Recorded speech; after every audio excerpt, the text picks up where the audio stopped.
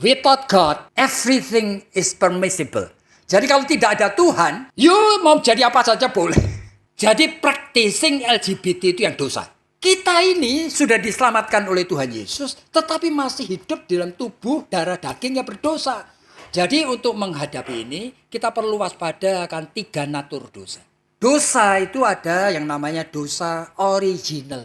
Nah, sehingga yang non pose non pecare. Itu artinya apa? Mau tidak mau pasti berbuat dosa. Ada dosa yang kedua yaitu actual sin. Di dalam kesadaran sudah melakukan dosa. Tetapi ada dosa lain yang Alkitab itu seringkali tidak disebut dengan istilah ini. Yaitu inevitable sin. Dosa yang tidak bisa dihindari. Dan ternyata begitu kita memberikan sedikit peluang, itu akan hidup. Kita itu perlu waspada mengenai yang namanya inevitable sin. Yang tersimpan gitu ya. Kita belajar ini di gereja. Untuk apa? Untuk kita sadar. Kita itu masih hidup di dalam natur dosa. Ada 3 macam dosa. Sampai yang disadari ada yang tidak disadari. Tapi begitu diberi peluang sedikit aja, dia akan keluar. Hanya Kristus. Segala sesuatu yang ingin lakukan. Tidak pernah bisa berhasil. Sudah dilakukan Allah dalam Kristus untuk aku.